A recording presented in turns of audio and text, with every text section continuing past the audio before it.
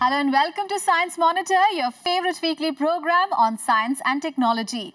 Let us have a look at the highlights first. India creates world record in the nuclear energy power generation. 9 researchers get NASA's Scopus Young Scientist Award. Scientists to take regular classes in schools and colleges. Mucilage-based transdermal patches developed to treat cardiac and hypertension conditions. 16 new species of lizards found in the Himalayan region. And in today's In Focus, we will throw some light on the ground-level ozone.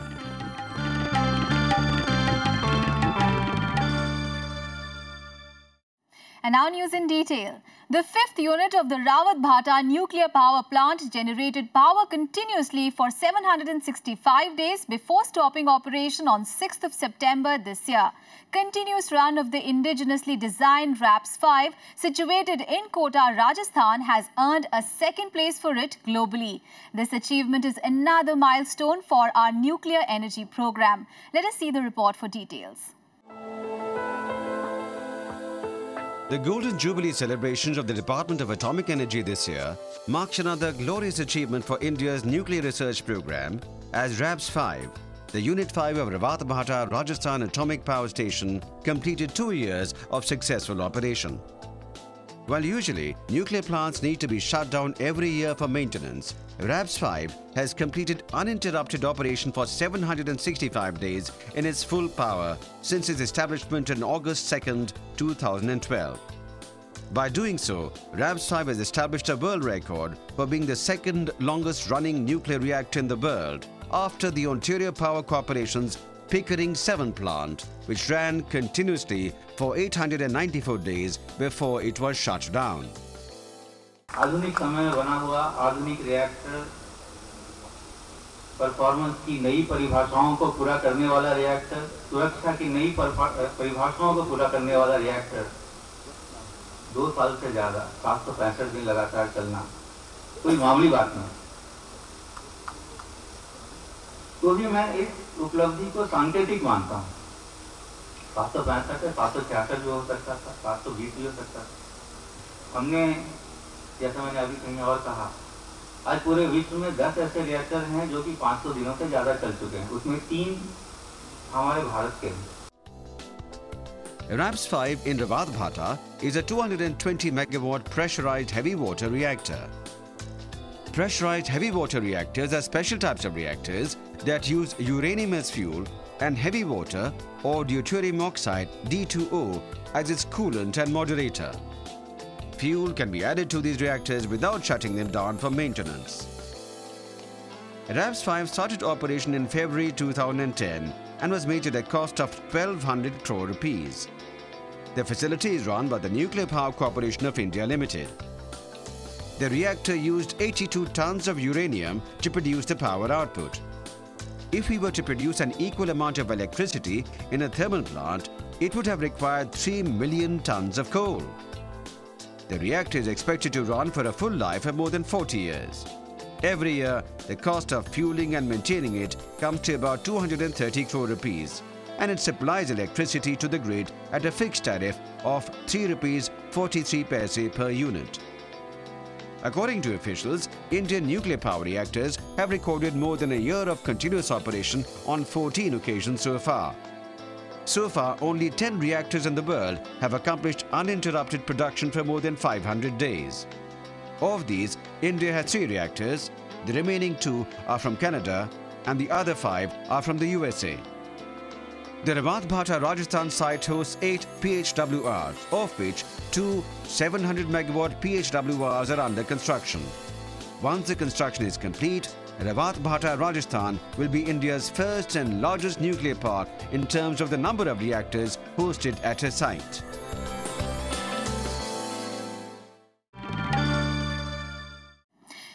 Researchers working in 9 different fields such as agriculture, medicine, social sciences, mathematics and others were awarded with the NASA's Scopus Young Scientist Award for the current year. The awardees were chosen for their excellent work in their respective fields. The award was organized by the National Academy of Science India and Elsevier. Let us see this report. The prestigious NASI Scoopers Young Scientist Awards for the year 2014 have been announced. The Union Minister of State for Science and Technology, Jitendra Singh, gave away the awards to 9 innovative young scientists from streams that include agriculture, biological sciences, chemistry, earth, oceanographic and environmental sciences, engineering, mathematics, medicine, physics and social sciences. A whole gala of scientific fraternity was present during the award ceremony of the NASI Scoopers Young Scientist Awards 2014. Nilesh Mehta got this year's honour for pioneering work on next-generation wireless communication systems like cellular systems, wireless local area networks and wireless ad hoc networks.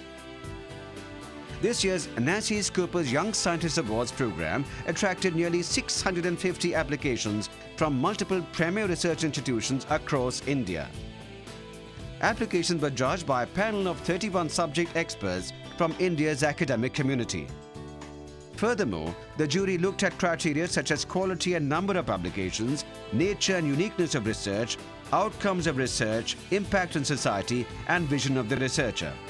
Special consideration was also given to novel and innovative ideas that hold potential for commercial application. Elsevier, a world-leading provider of scientific, technical and medical information products and services, first launched the Scopus Young Scientist Awards in 2006. In India, the program was officially institutionalized within its scientific community through Elsevier's collaboration with the National Academy of Sciences in India, NASI, in the year 2009.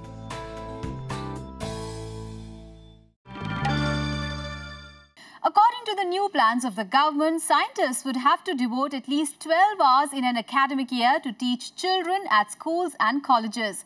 This was announced at a recent press conference organized by the Ministry of Science and Technology and Earth Sciences. Let us see this report.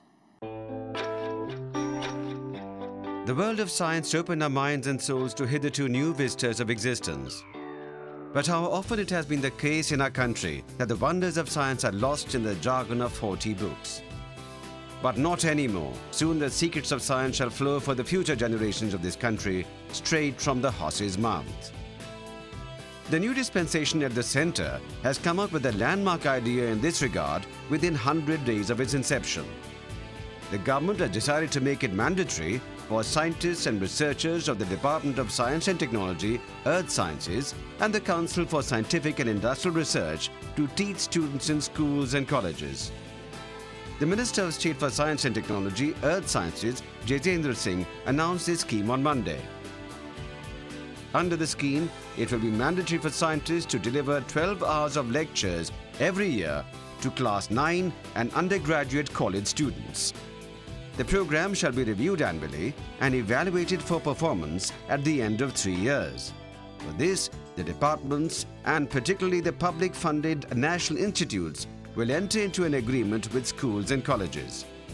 The CSIR and the DST have about 6,000 scientists and researchers on their rolls. The minister termed the whole endeavour as a new idea in a new bottle. The government has also initiated the Special Promotion Scheme for Women Scientists. The Kiran program will allow public sector institutions to make alternative offers to women who have had a break in their careers or have had a change of residence. Clearly, India seems to be finally gearing up to bring science and technology into a larger domain, and the stepping out of scientists from the laboratories to the classrooms surely seems to be a step in the right direction.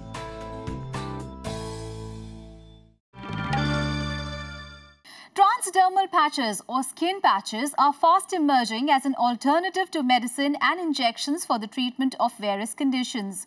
These patches are special medicated adhesive patches that can be stuck on the skin to deliver medication. A team of scientists from Kolkata has developed new mucilage-based transdermal patches for cardiac and hypertensive conditions. According to the team, these patches are less invasive and more effective in treating diseases. Medicines are delivered into the human body through different routes. Most of us are familiar with the oral and intravenous routes of drug administration. But recently, transdermal patches have emerged as an effective method of drug delivery. Transdermal patches are special medicated adhesive patches that can be stuck on the skin to deliver medication through the skin and into the bloodstream. transdermally administered drugs are maintained at constant levels in the blood for longer times.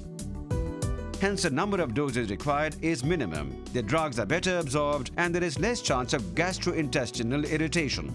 In this context, a team of Indian researchers from the University of Calcutta, along with the Industrial Membrane Research Institute, University of Ottawa, and the Department of Health and Family Welfare, Government of West Bengal, have developed mucilage-based transdermal patches for the delivery of an anti-angina and antiarrhythmic drug called diltiazem hydrochloride. The research is a unique combination of polymer and pharmaceutical science. While the polymer chemistry was taken up by Professor Dipankar Chattopadhyay and group, the pharmacy research for the project was done by Gunjan Sarkar, both from Raja Bazar Science College, Kolkata. So recently, I have published one research article on transdermal drug delivery system in International Journal of Biological Macromolecules, published by Elsevier. The topic of the research article is Tarocorm's mucilage hydroxypropyl methylcellulose based transdermal patch, an efficient device for delivery of diltiazem hydrochloride. Now, first of all, I would like to tell something about what is mucilage, because mucilage is generally produced by maximum plants and also microorganisms. These researchers have developed a transdermal patch from the mucilage of a plant called Cassia esculenta, commonly known as taro corms. The mucilage from corms, chemically known as hydroxypropyl methylcellulose or HPMC, is a biocompatible compound with pharmaceutical properties. Transdermal patches with different concentrations of HPMC were prepared from the extracted mucilage and diltiazem drug using a technique called solvent evaporation. Researchers have also conducted evaluation tests that prove that these patches very efficiently deliver drugs and do not cause any skin irritation. With all the advantages these patches have, these transdermal patches are expected to be used as non-irritant treatment devices for cardiac disorders, including hypertension. 16 new species of lizards have been found in the Himalayan regions. These were discovered during a combined study of the region by the Indian Institute of Science, Bengaluru, and Villanova University of America. These institutes were studying the diversity of wild geckos in the region. Let us see the report for the details. Often reviled as unwanted guests creeping through our walls, the pretty ordinary house lizard carries within itself the imprints of extraordinary story of Himalayan rise. In what is perhaps the most prominent work on Indian geckos since independence, 16 new species of geckos have been identified in India. But what is more astonishing is the fact that scientists hold the rising of the Himalayas responsible for the enormous diversity in this species across the Indian subcontinent. When the massive collision of Indian tectonic plate with the Asian tectonic plate began some 50 million years ago, the Himalayas began to rise. As this gave birth to rivers and streams, lizards were increasingly confined to smaller geographical areas. This led to the emergence of an increasing number of gecko species. The team, consisting of researchers from the Indian Institute of Science, Bengaluru, and Villanova University of the US, analyzed the DNA of 41 geckos from localities across the Himalayas, Burma, the northeastern states, and the Andaman and Nicobar Islands. They found that the initial diversifications in 3 of the most species-rich gecko groups, which also include that of the house lizard, coincide with this India-Asia collision. The study also revealed that there are at least 16 additional species of the genus Triatodactylus, or what is commonly known as the bent-toed gecko. Only 5 species of this group were known to exist across northeastern India and the Himalayas earlier. The scientists are yet to name the newly discovered species. Their discovery has added to more than 80 known species of geckos in India. And now it is time for a short break. We'll be right back. Keep watching Science Monitor.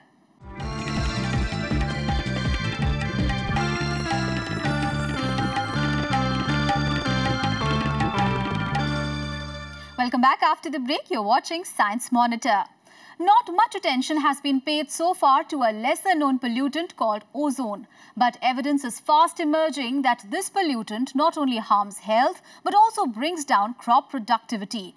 According to a report, about 35% of below poverty line population could be fed by the crop lost due to ozone pollution. Climate change is expected to further worsen ozone pollution, implicating huge losses. Here is the details in our segment In Focus.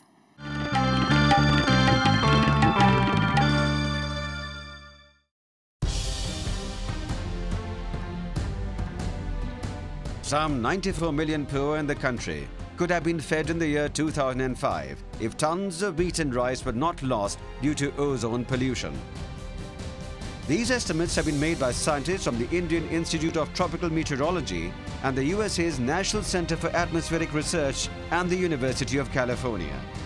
The team says the damage is representative of the entire decade beginning 2001. Due to high levels of ozone, wheat faced the most damage of about 3.5 million tons, followed by rice, which lost approximately 2 million tons. The losses were mostly concentrated in central and north India. Overall, the loss constituted about 9.2% of the 61.2 million tons of cereals required every year under the National Food Security Act. Besides wheat and rice, cotton and soybean were also included in the study. Ozone-related crop damage cost approximately over $1 billion. Most of the economic losses occurred for wheat, followed by rice.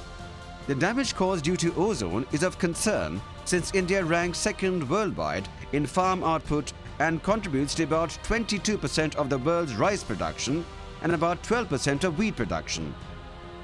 Ozone is produced by the reaction of other pollutants like oxides of nitrogen, carbon monoxide and hydrocarbons in the presence of sunlight. These estimates were made using a regional chemistry transport model, the latest nitrogen oxide emission inventories and district-wise crop production data. Ozone simulations were done for different nitrogen oxide inventories. Scientists found higher ozone concentrations over agriculturally important areas.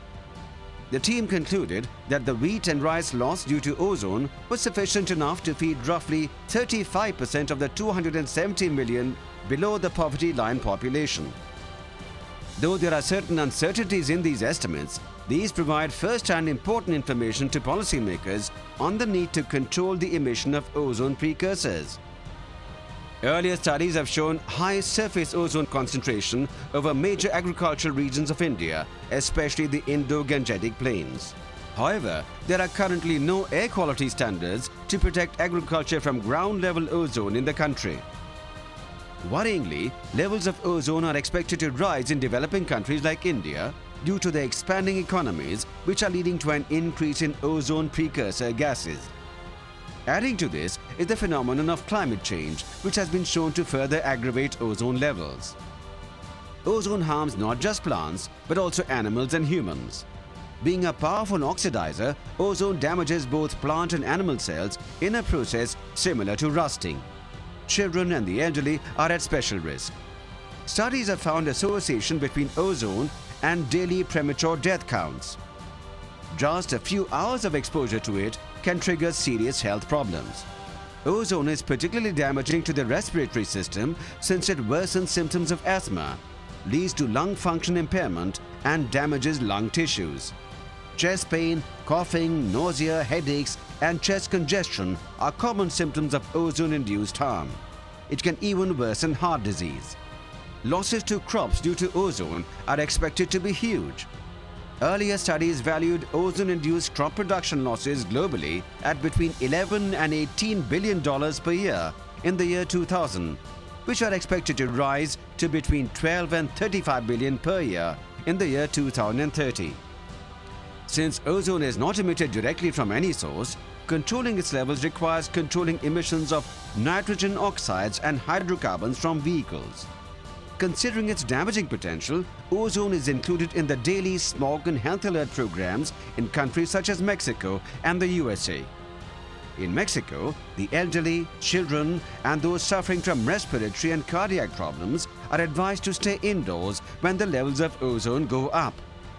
The USA's National Research Council, part of the National Academies of Science, recommends that the local health authorities should keep the harmful effects of ozone in mind when advising people to stay indoors on polluted days. However, such pollution advisories are non-existent in India. But work is being done on these lines.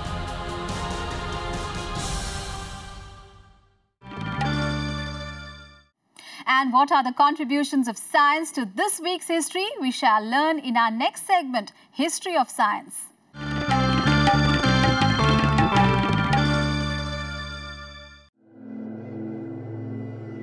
On 15 September 1860, noted Indian engineer Sir Mokshagundam Aishwarya was born in the then Mysore's Kolar district. He made significant contributions for making a progressive India and also for its industrialization. Keeping his exemplary civil service in mind, the Government of India awarded him with the highest civilian honor, the Bharat Ratna. As a mark of respect to him, September 15th is observed as Engineers' Day. On 16 September 1835, British naturalist Charles Darwin, travelling in the ship HMS Beagle, reached the Galapagos Islands. He stayed there for 5 weeks and studied the local living organisms in detail. Based on the diversity of those organisms, he presented to the world his theory of natural selection based on the origin and the growth of living organisms. On 17 September 1857, the great visionary of the Russian space mission, Konstantin Eduardovich Tsiolkovsky, was born. He suggested many theories in the space odyssey, and in 1883 he noted that a vehicle in space travels in the opposite direction to the gas that it emits. The then USSR awarded him with the title of Father of Cosmonautics. On 18 September 1819, French physicist Jean-Bernard Lafoucault was born. On 6 January 1851, he proved through his Foucault pendulum that the Earth rotates on its axis. He also measured the absolute speed of light and showed that light travels slower in water than in air. On 19 September 1965, the US astronaut of Indian origin, Sunita Williams, was born. She stayed for 195 days in space and created history. She went to the International Space Station on 9 December 2006 in NASA's Space Shuttle Discovery. She also undertook spacewalks 4 times.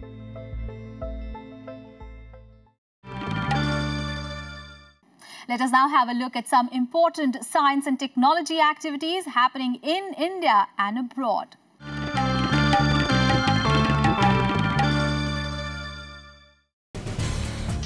On the morning of September 24th, a liquid propellant engine aboard India's Mars orbiter will need to fire so that the spacecraft can go into orbit around the red planet.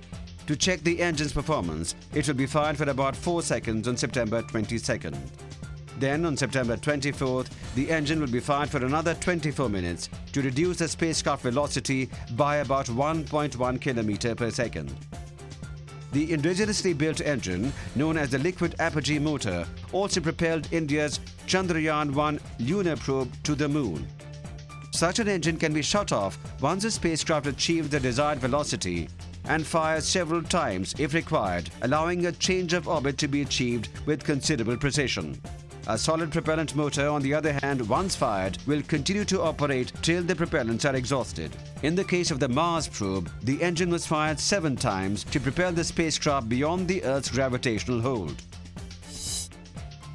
A memorandum of understanding regarding cooperation on traditional medicines and homeopathy is to be signed between India and Bangladesh this week on the sidelines of the 67th General Meeting of the World Health Organization's Regional Committee in Dhaka. This research collaboration, exchange of experts and training will be part of an agreement on traditional medicines and homeopathy. It will be in line with the Delhi Declaration adopted at the International Conference on Traditional Medicine for Southeast Asian countries in February 2013, calling for cooperation between the governments of the region. R. Kamal Bawa, president of the Ashoka Trust for Research on Ecology and Environment, Atri, India, is amongst the 3 winners of the Maiduri Prize for Biodiversity 2014. He is also a distinguished professor, University of Massachusetts, Boston. The winners were announced on Monday in Tokyo and Montreal. The other two who bagged the prize are Dr. Alfredo Theng Yeboah, Chair, Ghana National Biodiversity Committee, and Dr. Bibiana Vila, Principal Researcher, the National Research Council and Director, Vicuñas, Camelids and Environment, VICAM, Argentina. The Union Ministry of Water Resources, River Development and Ganga Rejuvenation proposes to launch a national water conservation and water enrichment scheme from the 25th of this month on the birth anniversary of the late Deen Dayal Upadhyay on September 25th. This was announced while addressing a meeting of director-level officials of the ministry.